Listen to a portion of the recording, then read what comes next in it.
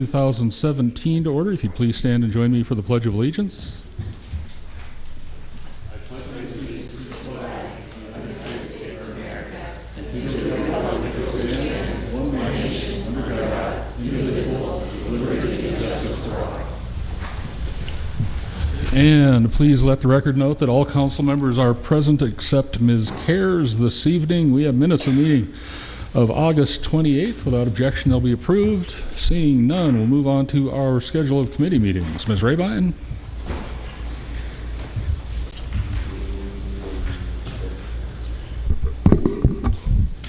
Okay, so let's see, we have a little bit of an unusual situation. We have a Parks and Conservation Committee meeting from 3 o'clock to 4 o'clock tomorrow. That is the 12th of September at the Rattlesnake Creek Dam is where that is meeting. The Land Use and Planning Committee will meet at 8:25 in the morning to 8:45, Wednesday morning, the 13th, from 8:25 to 8:45. Public Safety and Health meets from 8:50 to 9 o'clock. Parks and Conservation meets from 9:05 to 10:05. I'm not going to do it. Public Works Committee meets from 10:10 to 10:55. Administration Finance meets from 11 a.m. to 11:55. Committee of the Whole meets from 12 o'clock to 1:25 in the afternoon. And Parks and Conservation will follow from 1:30 to 2 o'clock. All of those meetings on the 13th are being held here in the council chambers. Thanks. Thank you, Ms. Rabine. Any changes to the committee schedule? Seeing none of those, we'll move on to the public comment portion of our agenda. This is your opportunity to comment on items not elsewhere on the agenda this evening. Any general public comment?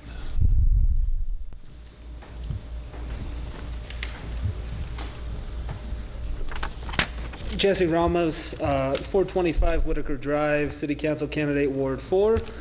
On such a somber day in which nearly 3,000 American lives were lost 16 years ago and thousands more in the war that followed, I rise before the City Council to once again suggest a Veterans Advisory Council.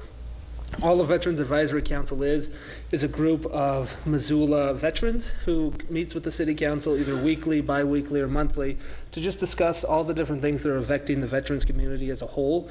And then the City Council listens to those needs and helps direct the veterans into the private sector or any city services that are available for the veterans. As many of you know, some of you weren't here, I spoke with Presidential Cabinet Member Dr. Shulkin. He is the Veterans Secretary for the United States. And I told him that Missoula had $184 million of total appropriations for fiscal year 18, and they spent hardly anything specifically to veterans. And he looked me square in the eye and said, your city needs to step up. I know many of you are thinking, I'm the guy that's advocating for lower taxes, but I want you guys to spend more money here. How is that possible?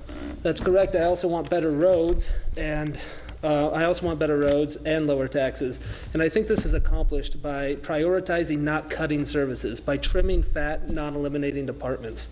On November 16th, 2015, the City of Missoula, pursuant to Resolution 8022, approved the sale of $5 million in tax increment urban renewal revenue bonds at Urban Renewal District 3 to fund and design the pedestrian bridge over South Reserve Street. The final maturity date is July 1st, 2040. The interest rate on the bond is 4.35%. So how much does the bridge actually cost? Bonded over 23 years, that bridge costs nearly $8 million. How many roads could you have been fixed, or how many potholes could have been fixed with $8 million? How many roads could have been plowed to make safer? How many veterans' lives could have been helped if you would have spent some of that money towards them? Again, I'm begging you, please just consider a Veterans Advisory Council. It won't cost us a nickel of city expenses, and you can look to Williston, North Dakota as an example. Thank you so much for your time.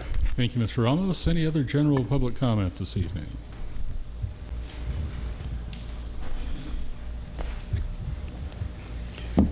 Bob Moore. That gentleman has the same thoughts about the wasteful bridge across the reserve as I do. I have seen a couple of people going across it though. This is an article in the Independent newspaper. So City Councilman John Wilkins gets to vote on a no-bid $250,000 city contract with Missoula Correctional Services, which employs his wife as CEO at $120,000 annual salary. Friends, personal conflict shadow city jail diversion impasse due July 27th. MCS, a nonprofit, with a question mark. Certainly not for Wilkins' wife, whose salary eats up almost half the cost of the contract. What is wrong with this picture? Are there no anti-nepotism laws at the local level, or is everyone voting, including Judge Jinks, just socially challenged, vote them out? I looked at the statements of this organization. If I remember correctly, it's like $4 or $5 million balance sheet and $3 or $4 million revenues. So, Mayor, if this lady makes $120,000 over a petty cash fund, you should be making $1 million, $2 million. So this much larger than this outfit.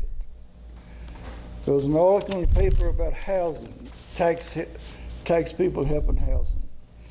The vacant parking lot generated $2,963 per year in property taxes, and the additional taxes generated from the 2 new buildings will add $13,000 a year to city coffers. Somebody doesn't understand TIF.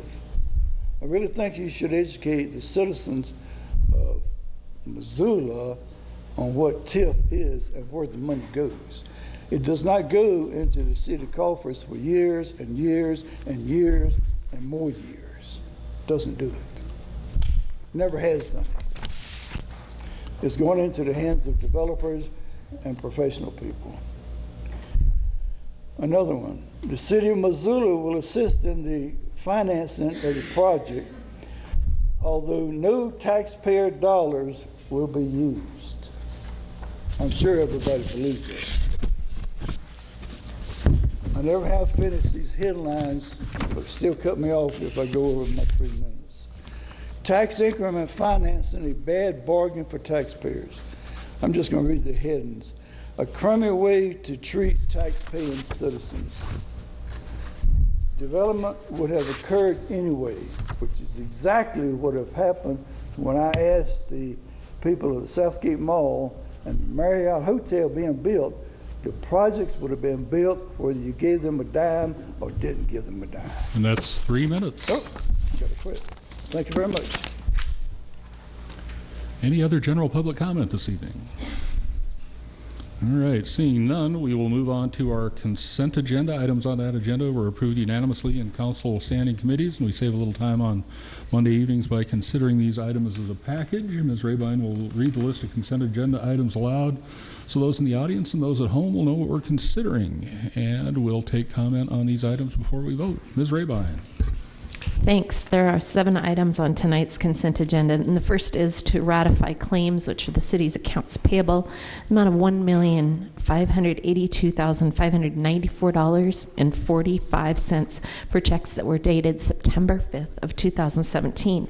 Number 2 is to approve claims, also city's accounts payable, the amount of $1,076,041.42 for checks that are dated tomorrow, September 12th, 2017.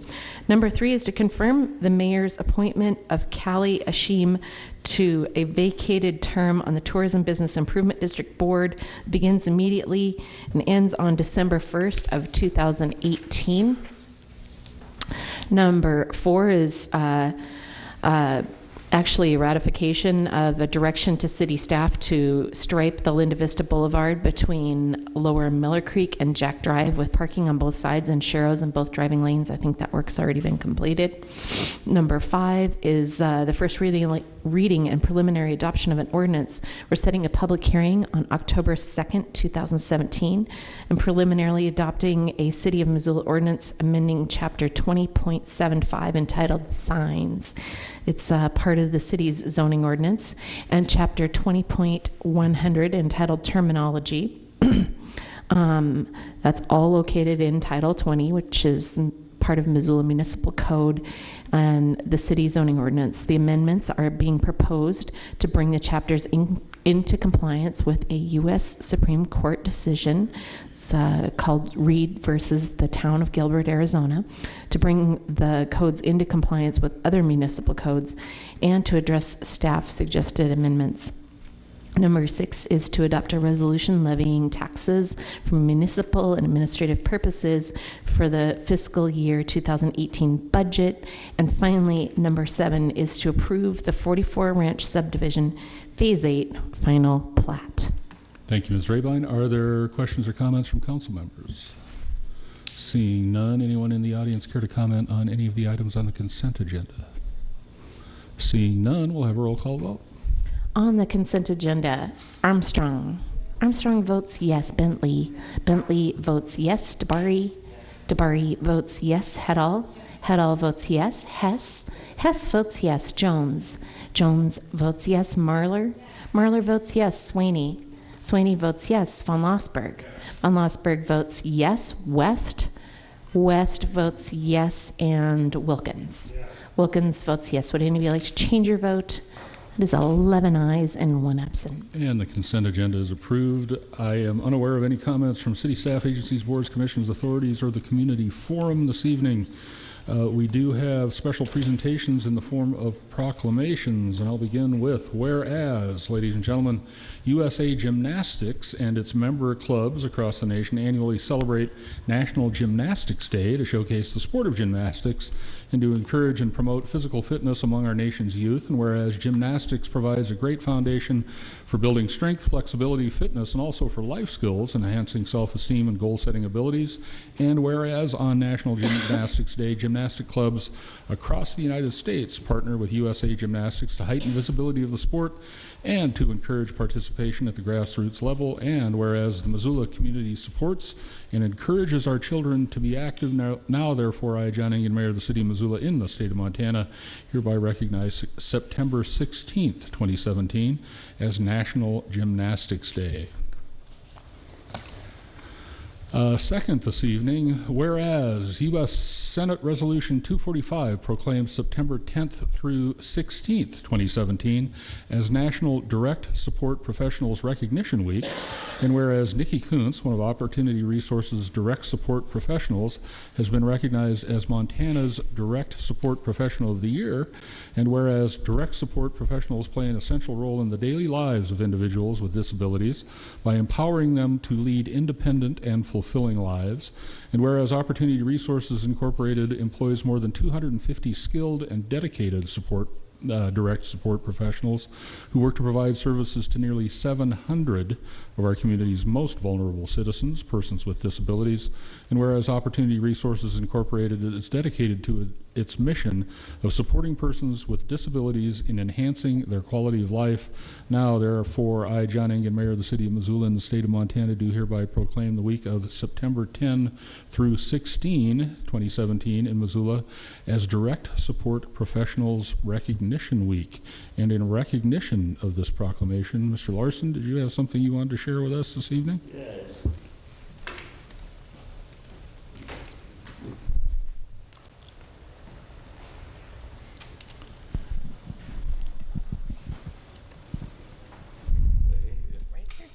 Okay, thank you, Mayor and council members. Happy to be here today. I am a member with a disability and I use personal care services for my whole life in order to live how I want to.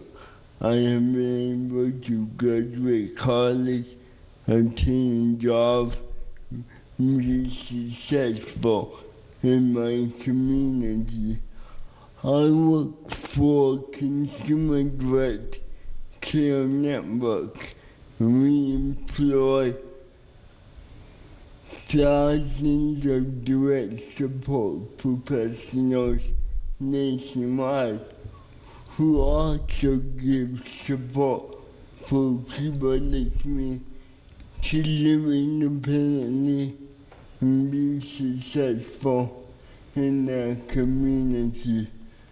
Today I traveled to Helena for the people at the People's Matter rally. Right now we are facing budget cuts at the state. We are facing rate cuts that will result in lower wages for direct care workers. As of right now, it's really difficult to maintain staff at the wages that they have now. We cannot allow these cuts to go further. So I ask everyone in the audience and the council members to please help us advocate for direct care workers and against these cuts at this stage. Thank you. Have a great night.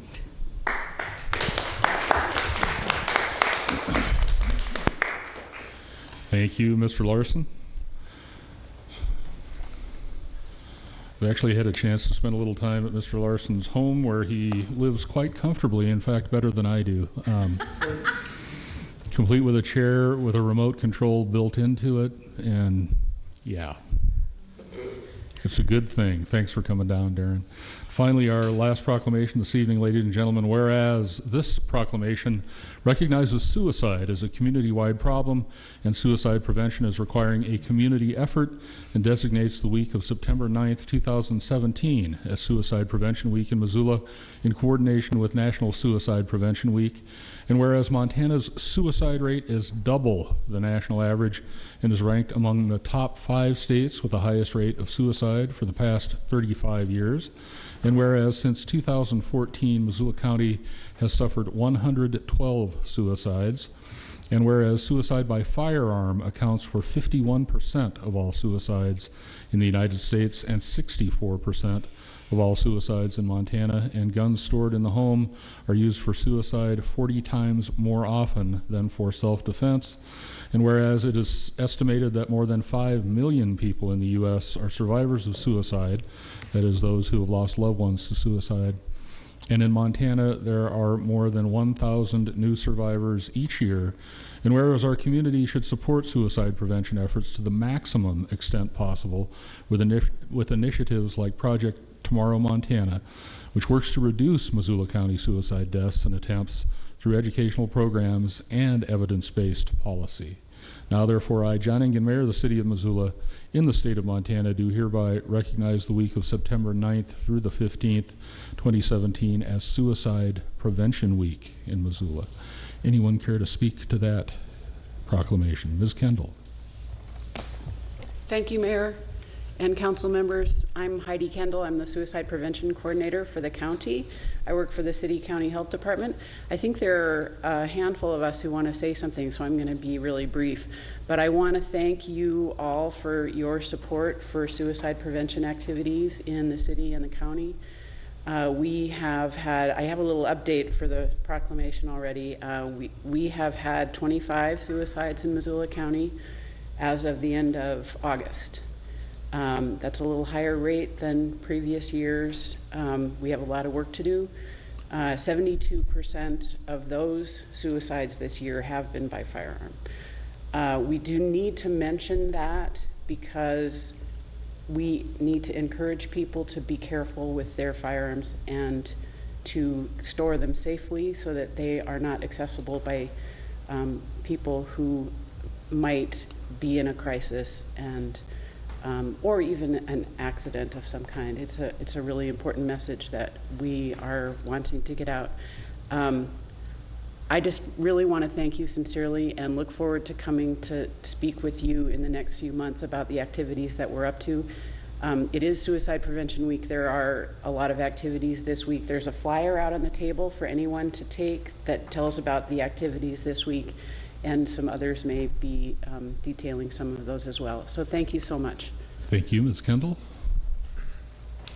Ms. Patrick. So good evening, and thank you, as always, for your service. I'm Susan Hay-Patrick, CEO of United Way of Missoula County and Chair of Project Tomorrow, where Heidi Kendall does such amazing work. So I have a letter from Project Tomorrow, and then I have a card signed by everybody on our working group thanking you for your support. So on behalf of Project Tomorrow Montana, our community suicide prevention initiative, thank you for approving additional funds to enable the suicide prevention coordinator position at the Missoula City County Health Department to increase to full-time for half-time. Project Tomorrow is a collaboration of a great many diverse public and private entities brought together by United Way of Missoula County and the Health Department.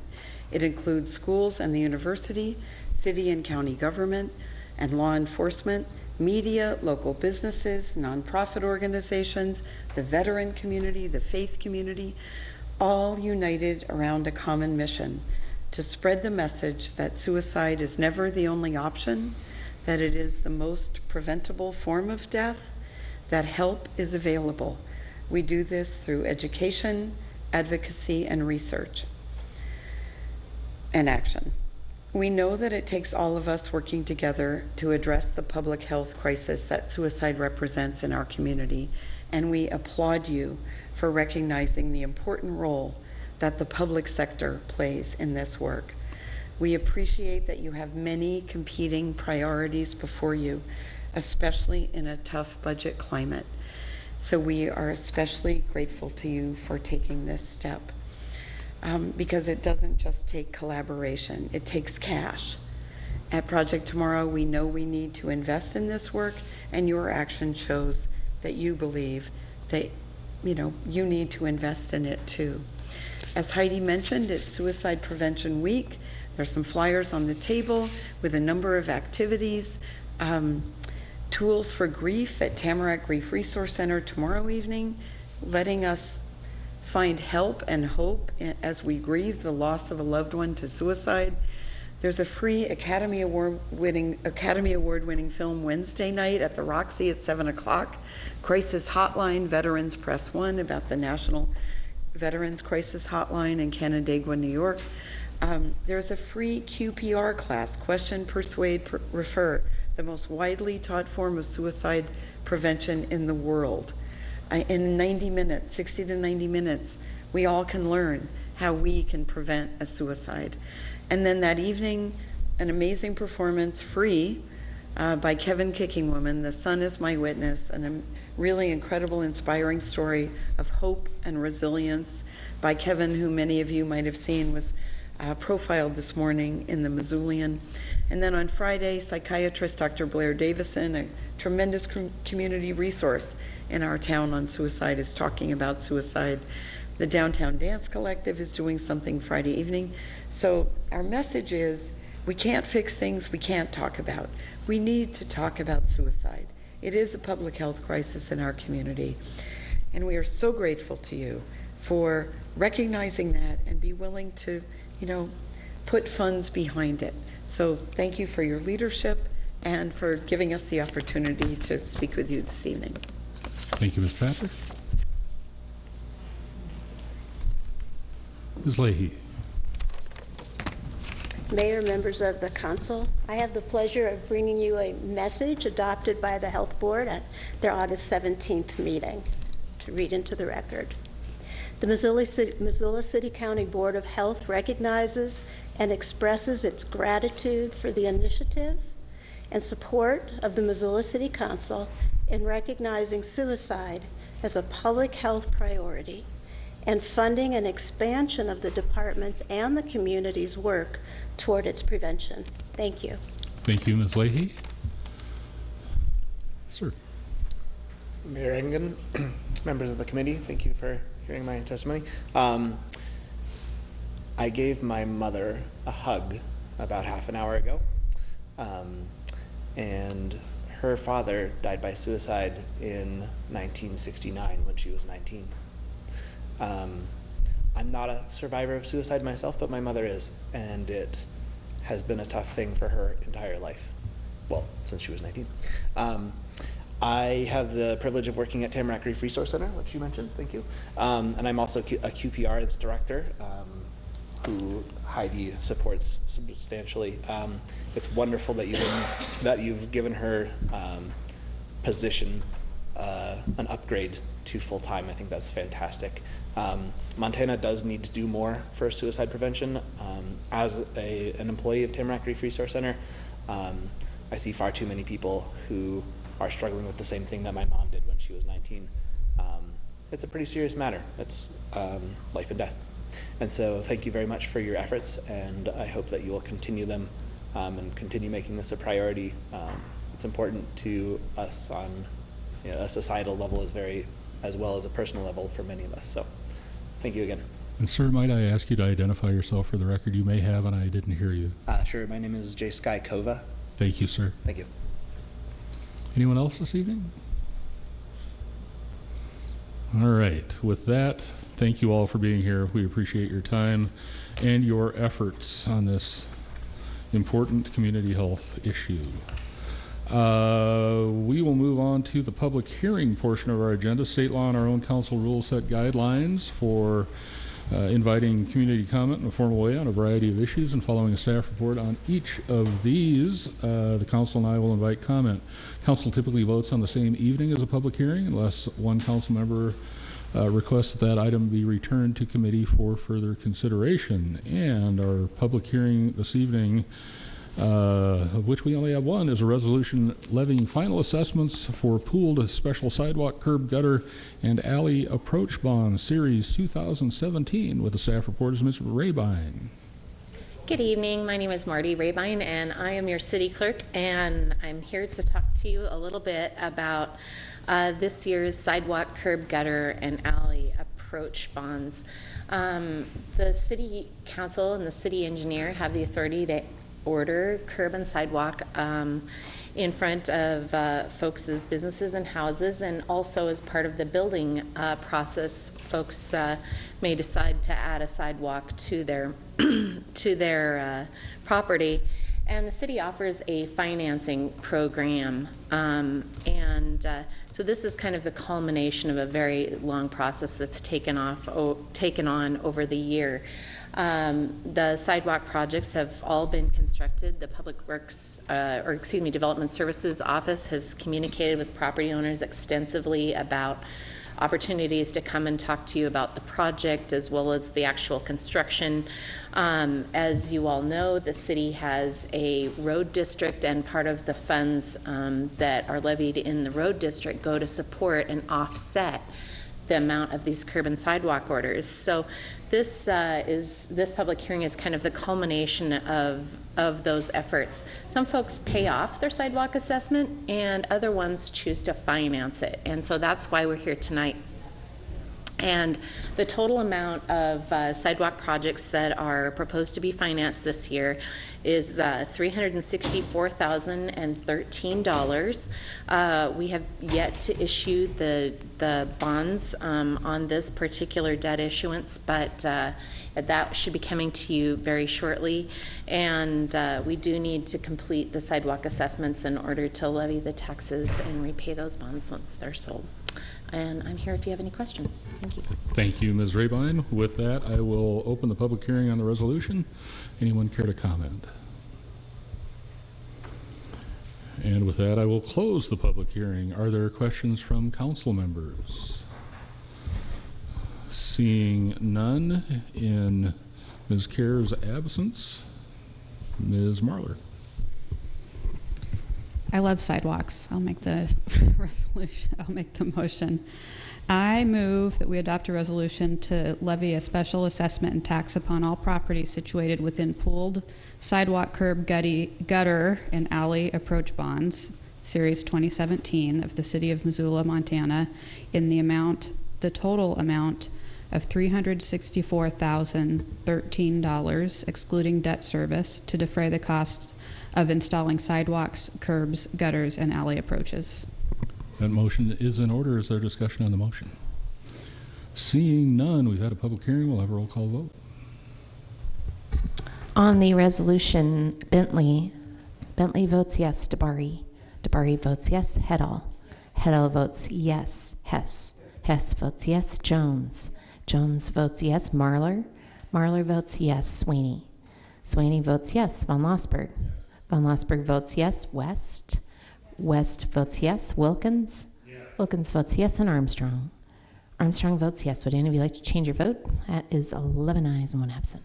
And the resolution is approved. We have no more public hearings this evening. I will pass on communications to the mayor. We'll begin general comments from council members with Ms. Armstrong and Ms. West, Mr. DeBari, Ms. Bentley, Mr. Hess, Mr. Von Lossberg. Okay. Like I'm sure most other people, I've been finding myself reflecting on where I was during 9/11 and everything that happened that day and afterward. And I just think it's worth remembering, as a lot of people I'm sure thinking about the way the country came together. We seem to reflect on that, or try to reflect on that each year in the years since. But it's worth doing, and it's worth doing again now, particularly now. And I've thought a lot about how I explained that day at some point in time to my 5-year-old daughter. That's going to be difficult, but I find some hope in talking about that period afterwards when we did come together as a country. So thanks. Mr. Wilkins. I also reflected today on 9/11, and not only not 9/11, but also all the terrorist things that's happened since and the lives that have been lost. And we need to be vigilant. I also want to clear up a few things. I did not vote on that, so if you said I voted on it, I couldn't really understand you. But I did not vote. That is not the correct figure for my wife's wages. What was quoted even that day was not the correct figure. So I just wanted to clear that up. I knew I couldn't vote because it's a conflict of interest. So I think the Independent got that wrong when they wrote the article. And, you know, I'm not a vengeful guy, and I don't think people ought to take vengeance against me. And I think that's what's kind of happening there. The other thing is I've had no veterans organization come to me to try to get things going with City Council, and if they did, I'd much appreciate it, and I'd try my best to do that.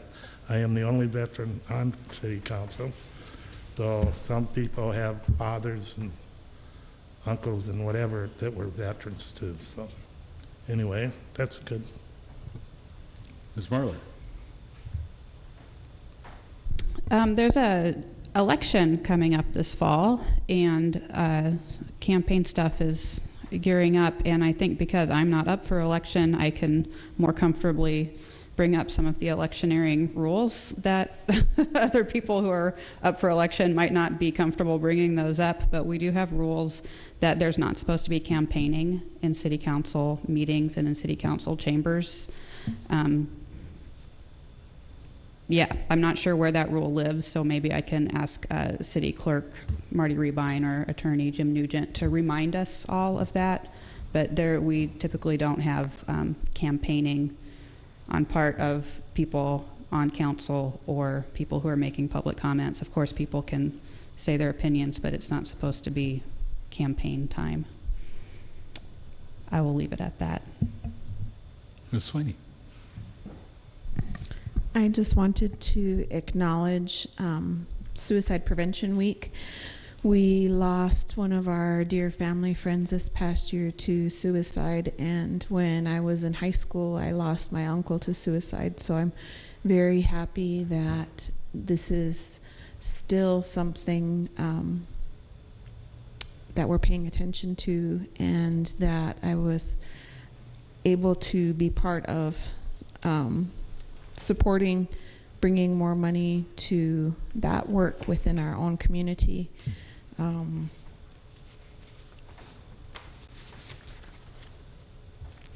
That's all. Thank you. Ms. Heddle. Ms. Jones. We have no committee reports this evening. We have no new business. Are there any additional items to be referred?